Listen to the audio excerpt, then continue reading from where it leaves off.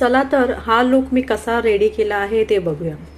आता जेव्हा एखाद्याची स्किन सावळी असते, डार्क असते, तर ना त्यांना आधीच टेन्शन असतं की आपल्यावर मेकअप छान दिसणार नाही किंवा मेकअप कसा होईल। आणि आधीचे जे अनुभव असतात मेकअप करून घेतलेल्यांचे, तर तिथे त्यांची निराशा झालेली असते आणि मग अशामुळे त्यांच्यामध्ये स्वतःच्या स्किनविषयी कधीच आत्मविश्वास येत नाही। तर जेव्हा सावळी स्किन असते किंवा डार्क स्किन असते, तेव्हा त्यांच्या स्किनवर काम करताना सर्वात महत्त्वाची गोष्ट असते म्हणजे की त्यांचा जो स्किन टोन आहे तो धरून ठेवून आपल्याला काम करता आलं पाहिजे। आता मेकअप करणं म्हणजे फक्तच गोरं करणं का नाही,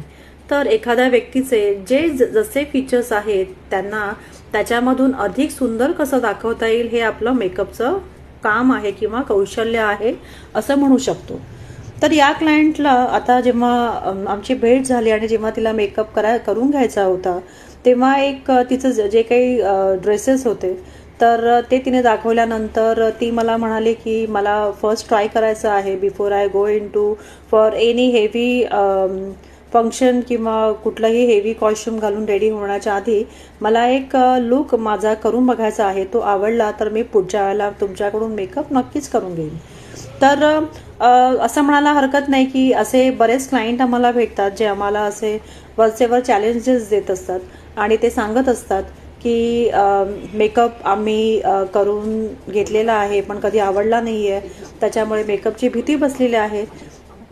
तेव्हा आमच्या पुढे ते एक आव्हानच असतं की एखाद्या व्यक्तीला आपला मेकअप हा कसा जास्तीत जास्त चांगला दिसेल किंवा तो त्यांच्या मनामध्ये किती आत्मविश्वास निर्माण करेल हे करून देण्याचं काम हे आमचं आहे। आता हिला जेव्हा मी मेकअप केला तर करता करता मी बऱ्याच गप्पा मारत होतो, ती बरेच तिचे किस्से सांगत होती मेकअप विषयीचे आणि तर करता करता बऱ्याच गोष्टी मला कळल्या की ती भीती मुळात का आहे। तर हा जो आता आपण मेकअप करतोय हा एकदम तिने एक कॅज्युअल पार्टीवेअर तिने एक ड्रेस घातलेला आहे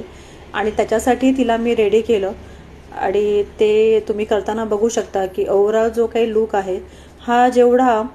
मिनिमलिस्टिक करता येईल। आता तुम्ही बघतच असतात मी प्रोडक्ट लावते आहे, पण ते प्रोडक्ट जे आहे त्याचं एकदम ब्लेंडिंग खूप चांगलं आहे आणि त्याचबरोबरीने मी कुठल्याही प्रकारे तिला ओव्हर गोरं करण्याच्या नादामध्ये मी तिचा चेहऱ्याचा जो काही मेन कलर आहे तो अजिबात मिस करत नाहीये। आणि तुम्ही